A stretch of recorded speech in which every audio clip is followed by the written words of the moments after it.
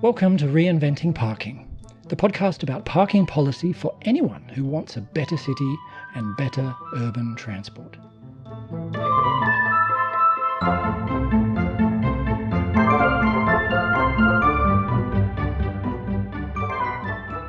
Welcome back to Reinventing Parking. I'm Paul Barter.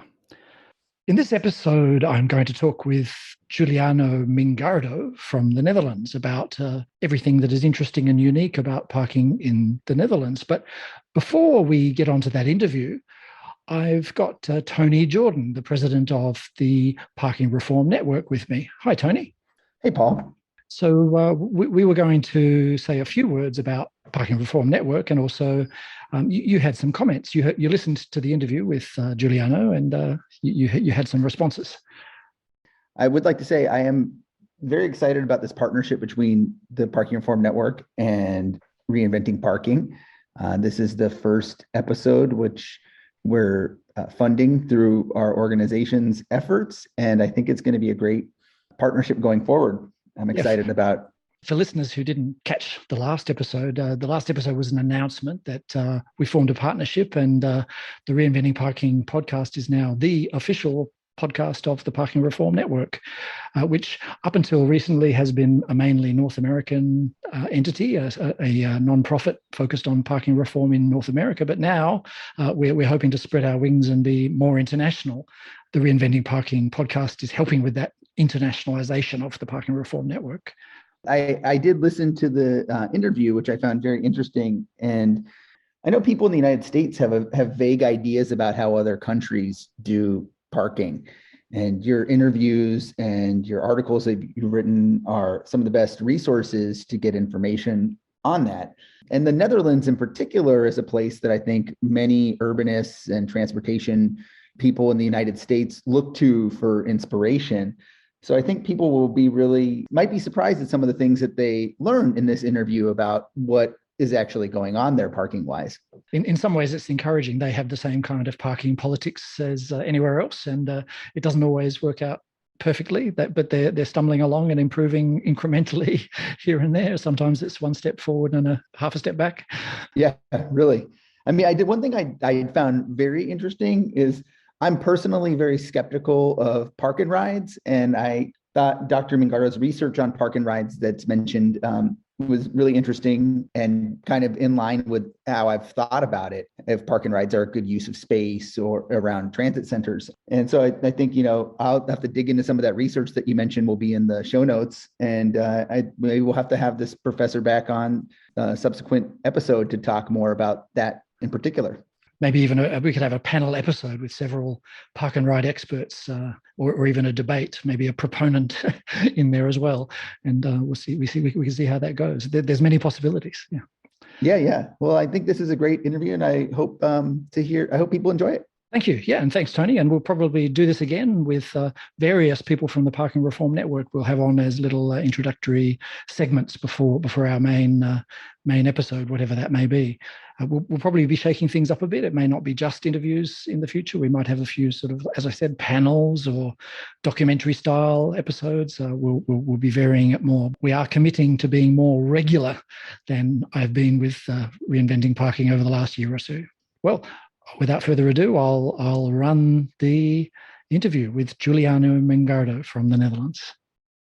This time, I'm discussing parking policy in the Netherlands with parking expert Dr. Giuliano Mingardo, who is a senior researcher at the Erasmus University in Rotterdam.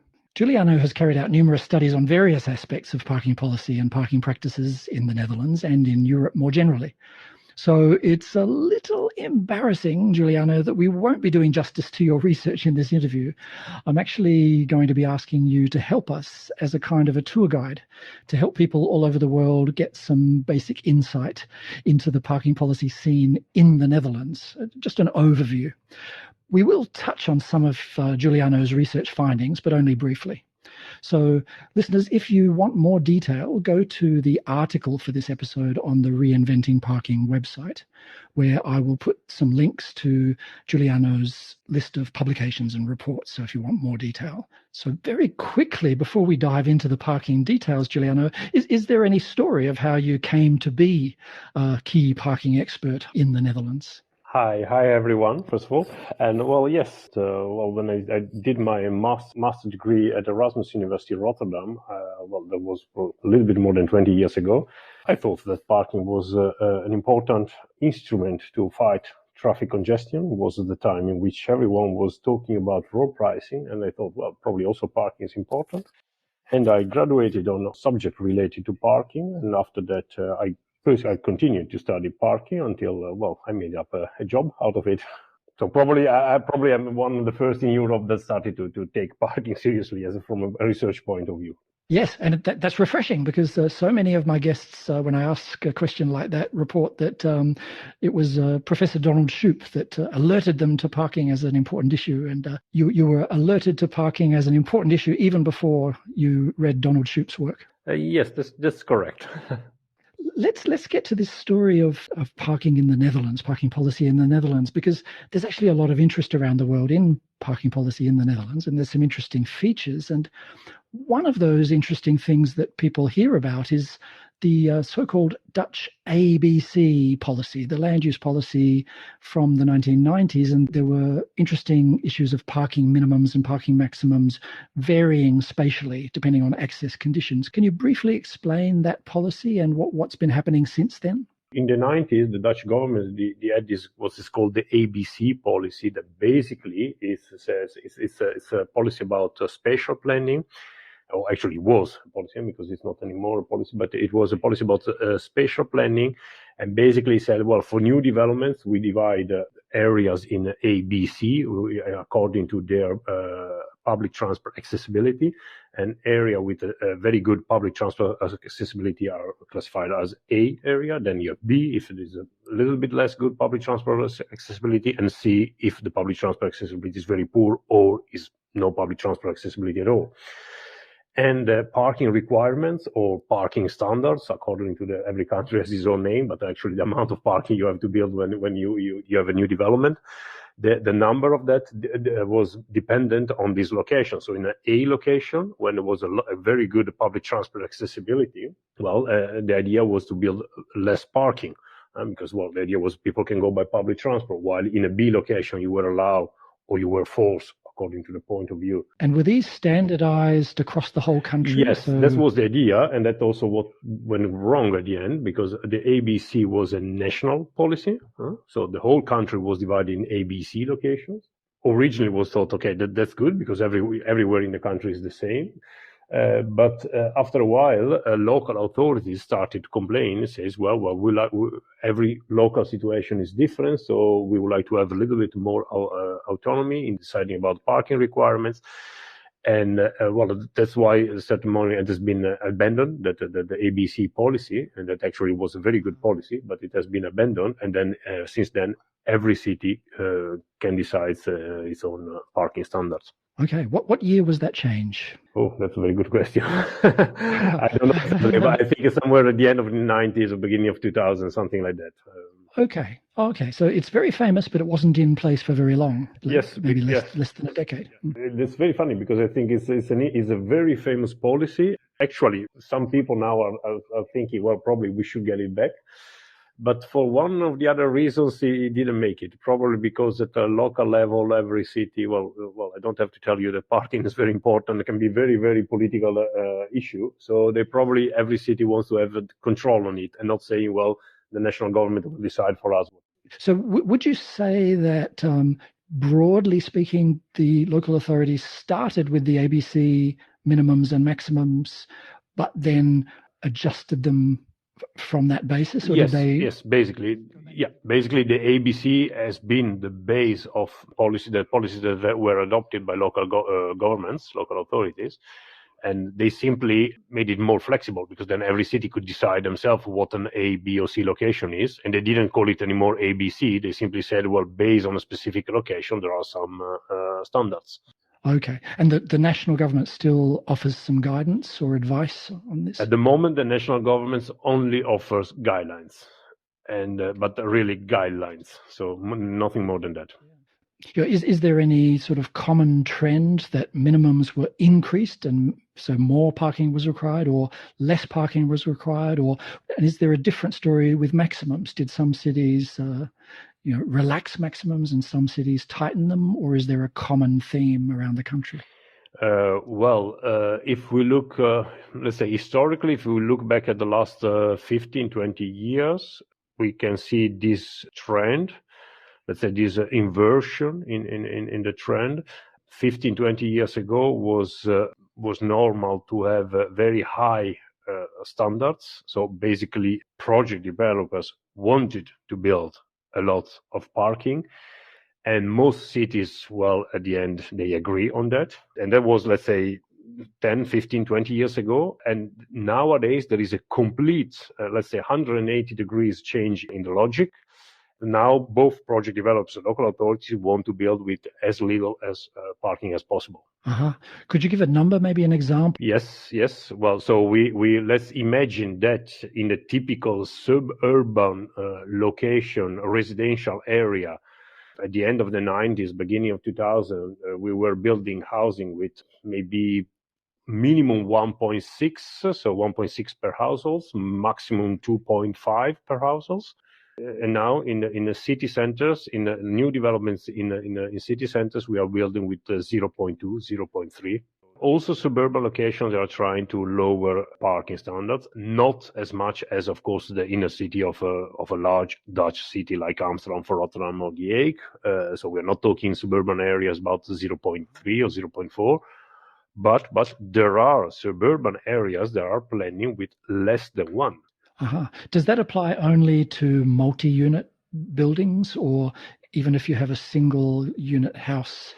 Well, usually applies in the Netherlands. There are very, very, very little, if not hardly any individual developments. So new developments are always multi-developments. So imagine at least 200-300 housing developed at the same time. Okay, so even if the housing is single family housing on the ground, yeah, absolutely. But the parking minimum would apply to the whole area as a whole. Yes, correct. Okay, so in return for these low minimums, the cities are encouraging these travel demand management efforts, yes? Yeah, basically you can, a city is trying to selling a 0.3 parking norm. So let's say only 30% of inhabitants will be able to have a car. By saying, well, we will develop a mobility hub with car sharing, with bike sharing, with the e-mob sharing, and any kind of other vehicle that you can share probably. So the idea is to put a lot on effort on sharing mobility in the hope that this will lower the need for having your own car and automatically lower the need of parking standards. Okay, so I guess that's not realistic for the metropolitan areas as a whole, but I guess if certain districts have much less parking than the other districts, people will sort themselves out, and car light people will tend to move into those car light areas, perhaps, I wonder. Absolutely right. That's the self-selection procedure.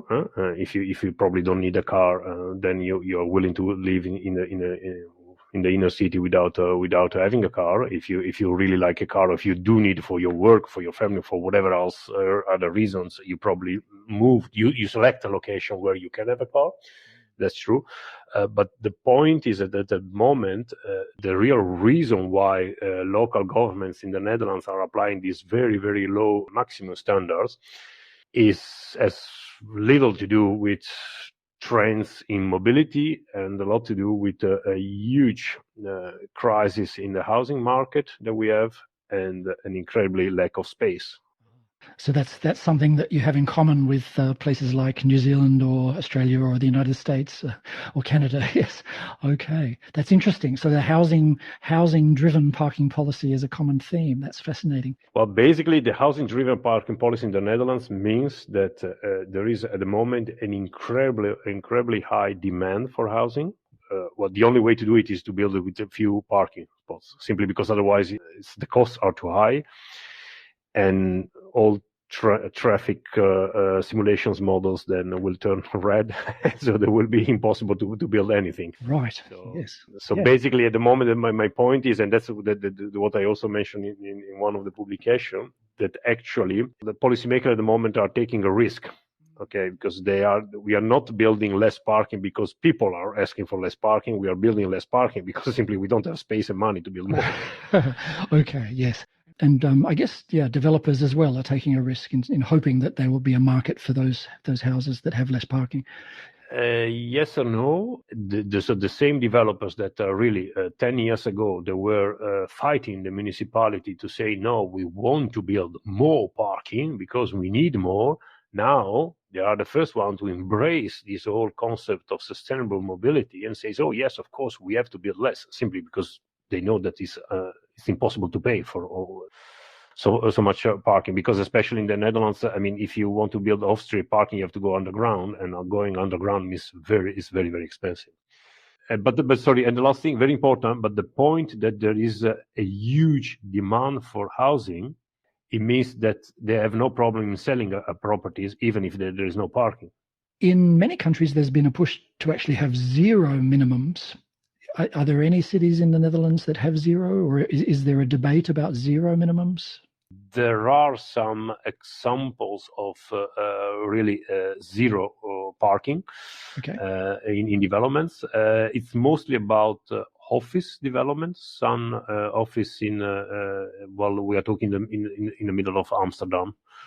And I'm imagining that's after a negotiation. But are there any local governments that have any parking standards that actually say a developer can build zero parking if they want to? No, not yet. There is still an individual example. No, it's no. In your chapter on this topic, you had some suggestions to mitigate this risk. Did you want to say one or two things about that? Possible solution is to have some kind of, let's say, flexibility in planning. So what does it mean? And we do have some example in the Netherlands. So let's say we plan a new development with, let's say, 0.6 parking standards. So 6 parking places per 10 houses. But we also have a small green area around that at the moment is a park. And we know that in the future, it might be used for parking if necessary.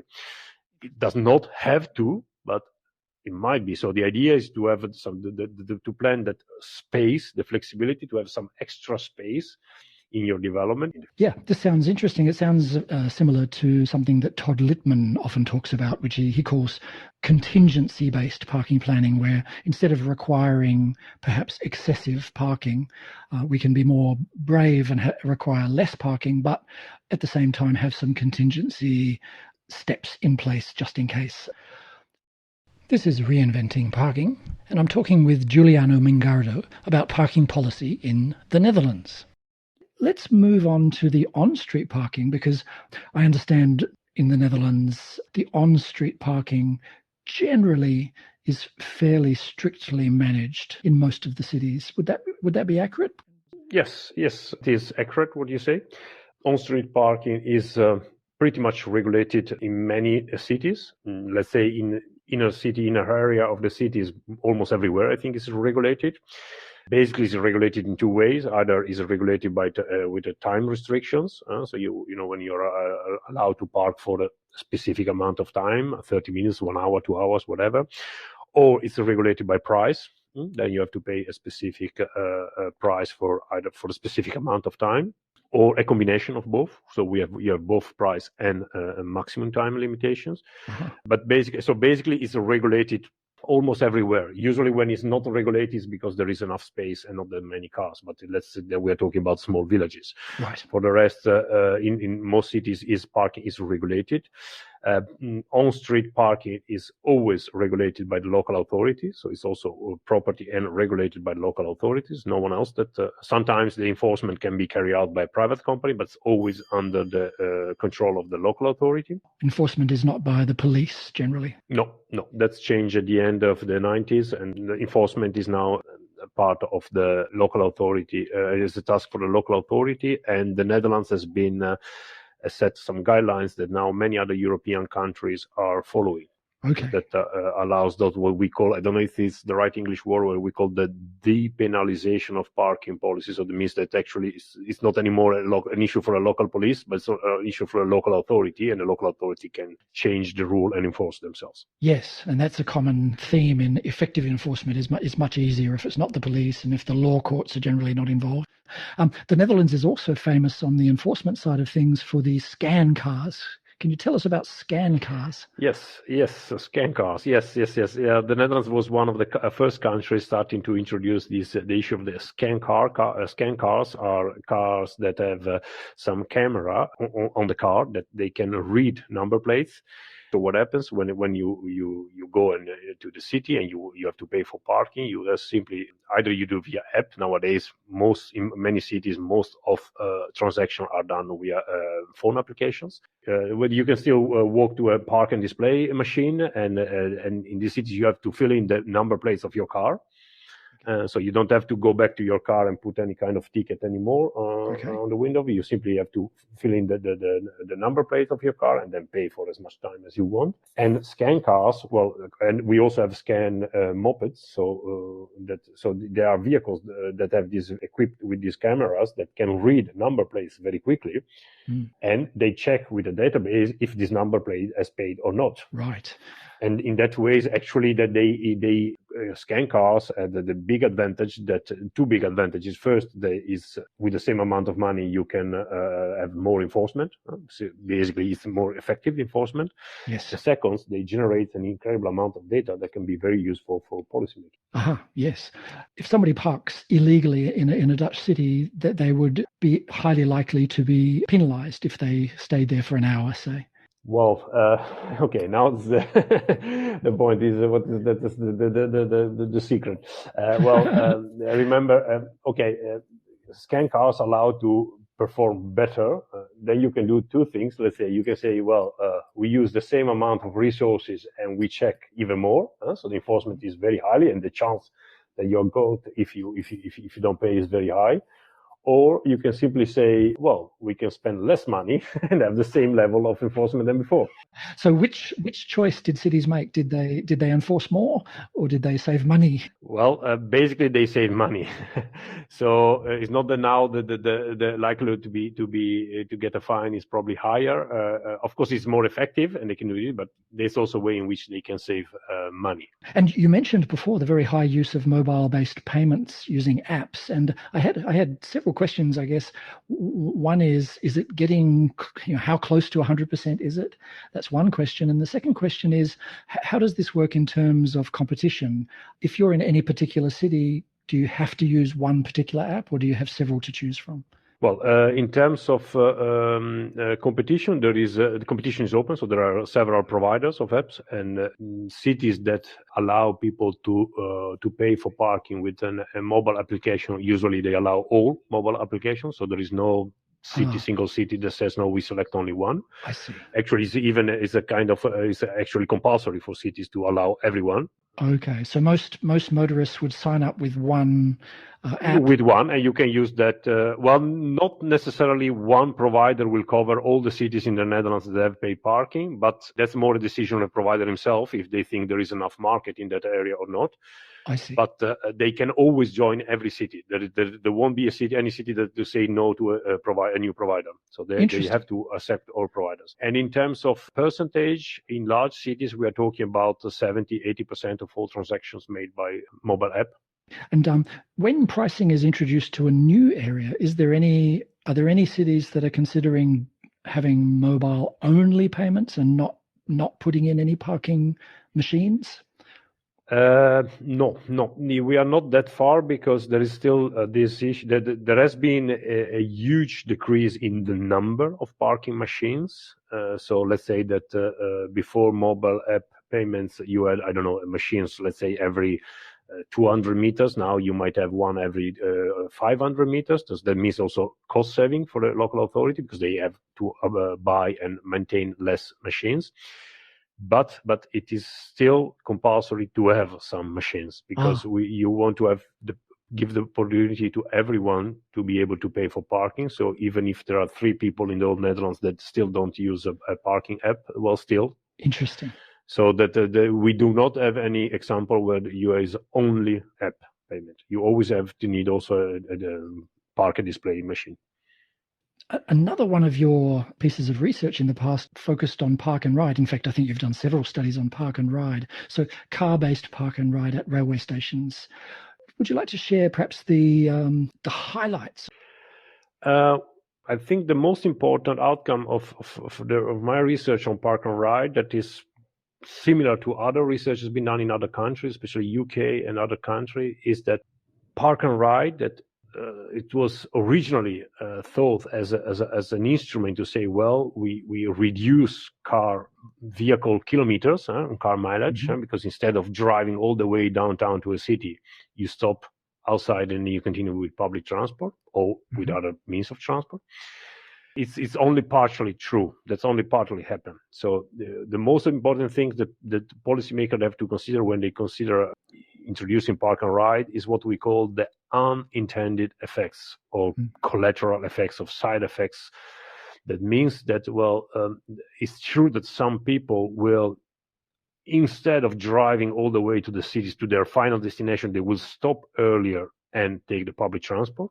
But there are also other people that previously on the park and ride were traveling the whole way down to the city by public transport. Now they will do the first part by car. So in terms of vehicle mileage, you might say, hey, wait a second, that's not what we want. Okay, because if the idea is to reduce vehicle mileage, reduce car use, well, a park and ride, especially at the regional level, might increase car use. In the Netherlands, we even found evidence that some of these park and ride simply substitute trips that were made by bike with trips made by car. From an environmental point of view, would be, say, suicide, of course, because you go from the most sustainable transport mode to the most unsustainable. Of course, for a regional rail network, for example, will be good for the catchment area, but please, there might also in that case be what we call the abstraction from public transport. So it means that people were using the rail network for all the trip, and now they do the first part by car. So basically, I would say think about it, because it might have some unintended effects. It has to be balanced against transit-oriented development as well, of course, which is a dilemma. Yes, and especially if it's around cities, remember that a park and ride, if you don't change anything in the inner city in terms of parking capacity, a park and ride outside the city, at the edge of the city, will simply increase the total parking capacity. And increasing total parking capacity means at the end of the day, simply having more cars traveling around. Interesting. And of course, we should mention when we're talking about park and ride that the Netherlands is famous for another kind of park and ride, of course, which is bicycle park and ride. Yes, absolutely. And that's people don't know, but then the Netherlands is, of course, the country where where people bike the most in the world. Let's say more or less 1 out of 4 trips are made by bike. So that's very, very, very high. And I'm sure that almost all of the world is quite jealous about the Netherlands about that. Of course, having this high use of bike, we have a very luxury problem. When I talk this to my colleague in Europe, they find that they are jealous about this problem. But we do have parking problems with bikes. Right. And it sounds silly, and it is silly probably for the world. Japanese cities have the same problem, and they even call it bicycle pollution around their railway stations. Yeah. Some Japanese bicycle park and ride at some of the railway stations around Tokyo, for example. The bicycle users have to pay for their park and ride parking. Are any of the park and ride for bicycles in the Netherlands paid parking? Yes and no. That's a very important issue. One of the most important tools to manage parking for cars was and still is price. Okay, but when it comes to bicycle, we actually don't have that tool anymore, because it's very hard to tell people you have to pay for parking your bike, considering the bike is the most. We told people for decades use the bike because it's good for the environment. Of course, when we are talking about especially train stations, there is an incredible amount of people going by bike. We build in around train stations underground parking facilities, but they are incredibly expensive. Mm. And even if they are large, they are full. After a few days, they're already full. So, well, you might, a normal economist would say, well, just put the price and you will regulate it. But it's very difficult to do it with bikes. We do have some paid parking facilities, but usually are those with, how do you call it, with safe parking, so guarded. And some people, they might have an expensive bike. They might opt for this kind of, you get a subscription and you can park your bike there and you are sure to have a place. But most are still for free. I realized I forgot to ask you one question when we were talking about the on-street parking. I wanted to ask you about Rotterdam, and in the context that in Dutch cities, I noticed that the parking prices vary from place to place. So the busiest places, usually the centrum, will have high prices, and it varies from place to place. And I read that in one of your papers, actually, that Rotterdam was one of the first cities in the world to introduce demand-based price setting. It paid attention to the occupancy of parking, and if it was high, then it would raise the price, and if it was low, it would reduce the price. Can you tell me the story of Rotterdam's demand-based price setting for its parking tariffs? Sure. Well, Rotterdam was one of the first cities introducing demand-based pricing for parking. So it was one of the first cities says, okay, but wait a second, we see that in some areas, for example, during the morning, we have more demand, and in the afternoon a little bit less, and evening even less. So we put different prices for that. And we know that, for example, on Saturday afternoon, there will be a peak because a lot of people will go to the city center. Well, then we increase the price. Okay. But that was the dynamic. So not dynamic in terms of we check it every day of every week and we change it accordingly. But, well, we have seen that historically there has been more demand in those areas or in those part of the day. So we change, we apply different prices. Or in the beginning was every 6 months they were going to check if they wanted to change it. And I also read in your report that they're no longer adjusting the prices based on demand. So I was curious, why did they stop? Well, I have to say, very often it's a political issue. Regardless, even in large cities where more or less everyone understands that, okay, if you want to use the car, there is little space, there is plenty of people. If you want to use the car, you have to pay for it. Even there, we see that parking still is a political issue. And it's not that they stopped completely because so still we have different parking zones. Many cities in the Netherlands apply this kind of, it's not that you pay the same amount everywhere. So you pay a different amount of money based on the location. So there is a kind of dynamic in the pricing, but it's not as changing anymore. So to change parking prices, you have to go through a city council. And so it's also a long procedure. It's not something you can do it every few weeks. Yeah, so as someone who generally supports this idea of getting the price right, I'm speculating a little bit, but I'm guessing that perhaps Rotterdam, after several rounds of adjusting the prices, more or less got the prices right for their existing conditions. And then they abandoned that procedure. As you say, there was political arguments. That's not such a big deal, at least for a little while, because they had the prices about right. Now, I'm guessing the pandemic would have changed everything. So maybe the prices are too high for pandemic conditions and maybe cities are lowering their prices in that context. If you allow me, I would answer to that question with a kind of question says, okay, depends what we mean for what is the right price. Because that generates from the idea that, okay, in order to have an optimum use, we put a right price. But what if the optimum use is not what we want? And then we come with another discussion that is, well, what is the optimum actually? Because that comes. I have to say, this is the typical American point of view. And don't get me wrong, it's absolutely good. Getting the right price has been the most difficult things ever in parking. And still, most of cities are simply guessing. Right. And, what is the right the price? So the idea is very good, but the point is then it comes is what is optimum? Why we would like to have always the 85% occupancy ratio? We might also say we simply don't want people to come by car anymore. That's it. So the right price could be 5 times as high as the right price that the economists think. Right. Okay. And that brings us to another topic, I guess, in the sense that, okay, so if a decision is made to remove some parking, So this right price thing is given a certain amount of parking. I guess you've allocated that parking. You've spent the money to do it. You don't want it to be oversaturated because that causes problems, and you don't want it to be underused because that's kind of then a waste of money. Why have parking if it's underused?